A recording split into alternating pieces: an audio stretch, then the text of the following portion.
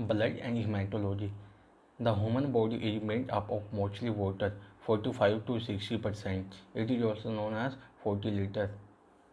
Body transport system play a key role in balancing fluids in the body compartments. It is a living tissue consisting of cells within a liquid matrix. दो average human में जो blood पाया जाता है वो 4.8 litre पाया जाता है, 8% बॉडी वेट के हिसाब से होता है। हाँ, कई बार हम कह जाते हैं कि ह्यूमन ब्लड जो बॉडी में पाया जाता है वो 5 लीटर पाया जाता है। अगर 15 से 30% ब्लड लॉस हो जाता है हमारी बॉडी में से, तो उससे क्या होता है, पैलर एंड वीकनेस। पैलर को चेक करने के लिए हम टेस्ट करते हैं CBC का। अगर 30% से ज़्यादा ब्लड लॉस हो जाए तो इससे क्या होता है, सीवियर शॉक एंड डेथ के चांसेस ज़्यादा होते हैं। एक्टिव ब्लड में ब्राइट कलर का ब्लड पाया जाता है जिसको कि हम ऑक्सी हीमोग्लोबिन भी कहते हैं। वेनसी यानी जो हमारी वेन्स होते हैं उसमें डार्क कलर का ब्लड पाया जाता है। कॉम्पोजिशन किन किन पार्ट से बना होता है हमारा ब्लड, फर्स्ट ऑफ प्लाज्मा जिसको कि हम लिक्विड कहते हैं, इसके जो वॉल्यूम होता है वो 55% होता है। सेल्स का जो वॉल्यूम होता है वो 45% है। ये सेल्स जो बने होते हैं हमारे RBC, WBC एंड प्लेटलेट से बने होते हैं। फर्स्ट डिस्कस करेंगे हम प्लाज्मा। प्लाज्मा एक लिक्विड पार्ट है ब्लड का जिसमें कि कलर होता है, कलर फ्लूइड होता है। Plasma consist of liquid solvent. Mostly इसमें जो लिक्विड होता है वो होता है वाटर, जो 92 से 93% पाया जाता है प्लाज्मा में, विदाउट फॉर्म्ड एलिमेंट, जिसमें कि एलिमेंट्स नहीं आते हैं। जैसे कि मैंने आपको बताया 92 से 93% वाटर पाया जाता है, 7% सोल्यूट्स पाया जाता है। सोल्यूट्स में सबसे ज़्यादा क्या आता है, proteins. 1000 of different solutes. Most solutes are proteins. Plasma proteins also salts, ions, gases, hormones, nutrients, waste, enzymes. Serum क्या होते हैं, सीरम यानी प्लाज्मा विदाउट क्लोटिंग फैक्टर, यानी प्लाज्मा होता है विदाउट क्लोटिंग फैक्टर। जो क्लोटिंग फैक्टर में ये आगे मैं आपको बताऊंगा। प्लाज्मा प्रोटीन्स, अब प्रोटीन्स को भी आगे कई पार्ट्स में डिवाइड किया गया है। First of albumins, globulins and fibrinogens. Albumins 4.4%, ये आपको याद रखना, जितने भी परसेंटेज मैं बता रहा हूँ ना, ये कई बार एग्जाम्स में पूछे जा चुके हैं। एल्बुमिन सबसे ज़्यादा लीवर में पाया जाता है। ये हेल्प करता है ब्लड के बफर में बनाने का, इसका मेन काम है जितने भी ट्रांसपोर्ट सोल्यूट्स है उनको ट्रांसपोर्ट करना। इसकी एग्जाम्पल हैं drugs, penicillin, pigment, fatty acid and bile source. Globulins ये 2.5% होते हैं। ये एंटीबायोटिक्स को फॉर्म करते हैं ट्रांसपोर्ट को सोल्यूट्स से, और ये कुछ यानी सम टाइम जैसा फाइब्रिनोजन हमारा काम नहीं करता था उस टाइम भी ग्लोबुलिन्स क्लोटिंग फैक्टर काम करते हैं। फाइब्रिनोजन ये कितना होता है, 0 से 3% हो जाता है। इसको फ्रेमवर्क ऑफ क्लोटिंग भी कहा जाता है, और ये सबसे कम लीवर में पाया जाता है। कोएगुलेशन की हम ब्लड क्लोटिंग कहते हैं। अब आ जाता है हमारे सेल्स हमारे कितना होता है, 45%, और सबसे ज़्यादा क्या पाया जाता है, RBC जो कितने होते हैं, 44%। फिर आता है WBC, प्लेटलेट्स। पहले हम पढ़ेंगे RBCs को हम इरिथ्रोसाइट्स भी कहते हैं। इसका मेन फंक्शन होता है ऑक्सीजन को कैरी करना सेल्स तक, और जो इसका में एक और फंक्शन भी होता है, जो हमारी कार्बन डाइऑक्साइड होती है ना उसको बाहर लेके जाना, यानी ये तो लंग्स में छोड़ देगा, जो हम एक्सक्रीट करेंगे वो कार्बन डाइऑक्साइड ही करेंगे। अब इसकी जो मात्रा होता है 5.5 mm³ होती है। सबसे ज़्यादा RBCs पाए जाते हैं, most abundant 2.5 trillion blood cells in the whole body. इसकी जो शेप होती है बाइकनकेव डिस्क होती है। इसका जो थिन सेंटर होता है, थिक एजिज होती है, 7.5 माइक्रोमीटर डायमीटर होता है, और इसकी जो थिक होता है वो 2.4 माइक्रोमीटर होता है। ये आपको इतना डीप में जाने की जरूरत है, ये आपको मैं बता देता हूँ।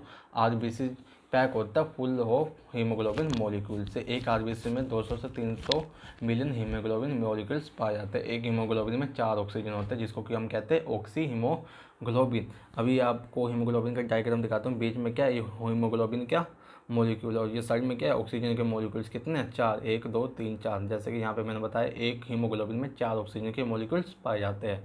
Each RBCs can carry 1 billion oxygen molecules. Erythrocyte process क्या होती है, इरेथ्रोसाइट प्रोसेस उसको कहते हैं हम फॉर्मेशन ऑफ RBCs। जो RBC मेनली प्रोड्यूस होती है वो किस में होती है, रेड बोन मैरो में। ये आपको याद रखना है। RBCs कहाँ बनती है, रेड बोन मैरो में। जो हमारी किडनी होती है वो एक हार्मोन प्रोड्यूस करती है जिसको क्या कहते हैं हम, इरिथ्रोपोइटिन। वो रेगुलेट करते हैं इरेथ्रोसाइट प्रोसेस को, यानी किसको, इरेथ्रोसाइट जो क्या काम करती है, फॉर्मेशन ऑफ RBCs की जो लाइफ स्पैन होते हैं वो होते हैं 120 days. As as they become less flexible. Spleen को हम यानी ग्रेव यार्ड ऑफ RBCs भी कहते हैं। ये आपको याद रखना है, ठीक है। Haemoglobin components are recycle after death, जब भी किसी की डेथ हो जाती है जो हीमोग्लोबिन की साइकिल है वो रिसाइकिल यानी दोबारा हीमोग्लोबिन बनते रहते हैं। जो बिलीवर्डिन एंड बिलीरुबिन है, जो बिलीवर्डिन है उसका जो कलर होता है वो होता है ग्रीन, जो बिलीरुबिन है उसका कलर होता है येलो एंड ऑरेंज। अब आर बेसिस के हम डिसऑर्डर बताऊँ। एनीमिया क्या होता है? एनीमिया उसको कहते हैं यानी कई बार हमारे ब्लड में खून की कमी हो जाती है। क्यों होती है वो आप भी बताता हूँ। जो हमारा ब्लड होता है, ब्लड में जो आर बेसिस की यानी क्षमता नहीं बचती ऑक्सीजन को कैरी करने की, inability of blood to carry oxygen due to not enough RBCs, due to low hematocrit यानी जो नॉर्मल हमारे ब्लड में पाया जाता है हीमोक्रेट वो कितना होता है मैन के अंदर 42 से 52% और वुमेन के अंदर 37 से 48%। हीमोक्रेट हम उसको कहते हैं यानी लेस दैन 37%, यानी 37% से कम हो जाता है तो उसको कहते हैं हम हीमोक्रेट। और लो हीमोग्लोबिन नॉर्मल जो मेल में होता है 14 से 20 ग्राम होता है और वुमेन में 12 से 16 ग्राम। हीमोग्लोबिन यानी लेस देन हीमोग्लोबिन कई बार हम कह देते हैं कि हाँ भी हमारे शरीर में खून की कमी हो गया, अगर वो 12 ग्राम से कम हो जाते तब कहते हैं हम वो, बल्कि वो खून की कमी नहीं होती, वो कमी होती है हीमोग्लोबिन मॉलिक्यूल्स की। ठीक है। इसके जो सिम्टम है pale, lack energy, weakness, shortness of breath, difficulty concentration. ये आपको इतना डीप में जाने की कोई ज़रूरत नहीं है, तो मैं आपको बता देता हूँ क्या है इसमें बताने की। बस आर बेसिस में ही था। अब आता है डब्ल्यू बेसिस यानी लार्जर होते हैं आर बेसिस से। ये 6 से 8,000 पाए जाते हैं mm³ में। They retain their organelles including nucleus, इसके पास न्यूक्लियस और ऑर्गेनल्स भी पाए जाते हैं। इसका जो साइज होता है लार्ज होता है, इरेगुलर होता है और लोब न्यूक्लियस होता है। इसका जो मेन फंक्शन है, जैसे हमारे अंदर कोई भी यानी बाहर का जो वायरस है, बैक्टीरिया है, पैथोजन है, कोई भी अंदर घुस जाता है उस टाइम ये डब्ल्यू बेसिस प्रोड्यूस करता है एंटीबायोटिक्स क्यों प्रोड्यूस करता है? ताकि वो उस वायरस को, पैथोजन्स को, बैक्टीरिया से फाइट कर सके, ताकि हमें उसे बीमारी से बचा सके, है ना। जो मोस्टली डब्ल्यू बेसिस आर मोटाइल, जितने भी यानी डब्ल्यू बेसिस हम मोस्टली सारे भी ना मोस्टली वो क्या होता है मोटाइल, जिसको कि हम क्या कह देते हैं सीडोपोडिया। आज 5 प्रकार के डब्ल्यू बेसिस होते हैं, एक 5 प्रकार के, जिसमें कि आ जाते हैं ग्रैनुल्स में होते हैं एजिनोफिल्स, बेसोफिल्स, न्यूट्रोफिल्स, और एक ग्रैनुल्स में होता है मोनोसाइट्स, लिम्फोसाइट। और एजिनोफिल्स में 2 से 3% होते हैं, ये आपको याद रखना परसेंटेज, 2 से 3%। और बेसोफिल्स में 0.5 to 1.1%, न्यूट्रोफिल्स में 60 to 65%, मोनोसाइट में 6 to 8% और लिम्फोसाइट में 20 से 25%, ये आपको याद रखना है। अब एजिनोफिल्स में बाइलॉक न्यूक्लियस पाया जाता है, बेसोफिल्स में बाइगन के पाया जाता है और इसमें न्यूट्रोफिल्स में पॉलीमॉर्फोन्यूक्लियस, और इसको हम बैंड सेल्स भी कहते हैं, स्टेम सेल्स भी कहते हैं।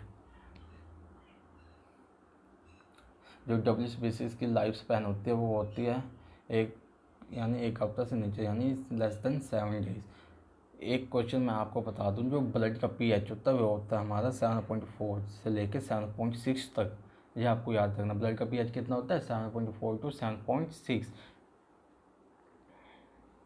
डिसऑर्डर पढ़ने की आपको कोई जरूरत नहीं है, 12th क्लास वालों के लिए लेक्चर है, मैं उनको बता रहा हूँ। अब आ जाते हैं हमारे थ्रोम्बोसाइट्स को हम क्या कहते हैं? Platelets, not whole cells, small irregular shape cells, fragments. इसका जो डायमीटर होता है वो 2 से 4 किलोमीटर होता है। मोस्ट अबंडेंट फॉर्म एलिमेंट, इसकी जो एवरेज है वो 1.5 लाख से 3.5 लाख तक पाए जाते हैं, है ना।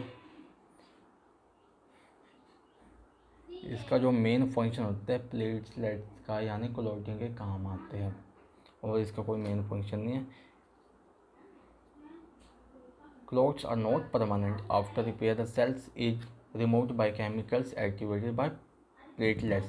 हेमोस्टैटिस, ये आपको याद है, हेमोस्टैटिस क्या होता है? यानी ब्लड का फ्लो रुक जाता है, स्टॉपेज ऑफ ब्लड फ्लो।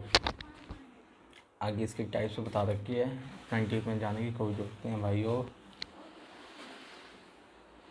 जो भी बताने का होगा मैं बता दूंगा आपको।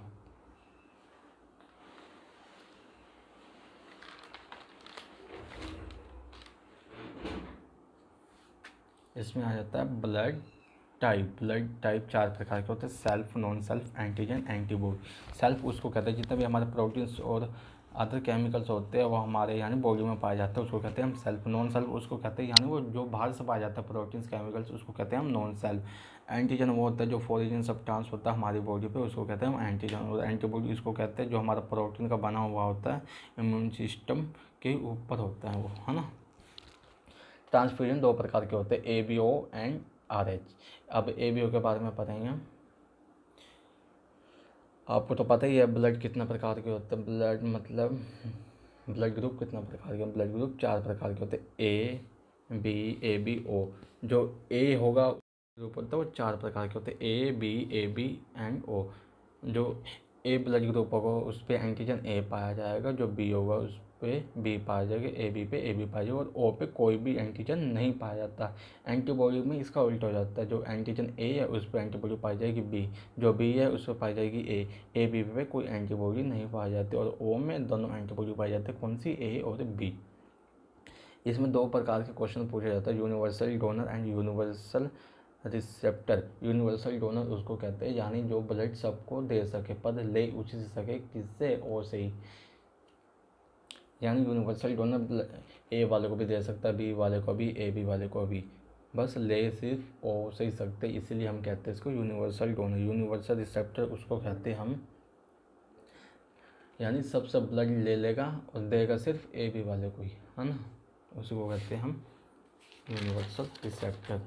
RH इनकम्पैटिबिलिटी, जो मदर में RH होता है वो होता है नेगेटिव, जो फीटस में होता है वो RH होता है पॉजिटिव। अगर नॉर्मल प्रेगनेंसी में, फर्स्ट प्रेगनेंसी में कोई भी प्रॉब्लम नहीं होती, अगर सेकंड प्रेगनेंसी में जो हमारी एंटीबॉडीज़ होती है वो प्लेसेंटा को क्रॉस कर देती है। ये क्वेश्चन कई बार पूछा जा चुका है, ये वाला याद रखना। एंटीबॉडीज़ 5 प्रकार के होते हैं, ये आगे मैं आपको डीप में पढ़ाऊँगा। जो एंटीबॉडीज प्लेसेंटा को क्रॉस करते हैं वो होते हैं हमारे IgG, है ना। बस थैंक यू सो मच। अगर गाइस आपको वीडियो अच्छी लगी तो वीडियो को लाइक करना, शेयर करना, कमेंट करके जरूर बताना कि वीडियो कैसी लगी, और कमेंट में ये भी बताना कि नेक्स्ट टॉपिक पे कौन सी वीडियो बनाई जाए, है ना। कमेंट करके जरूर बताना। जल्दी से 1K सब्सक्राइबर करवा दो। तो thank you so much to see my video. Thank you everyone.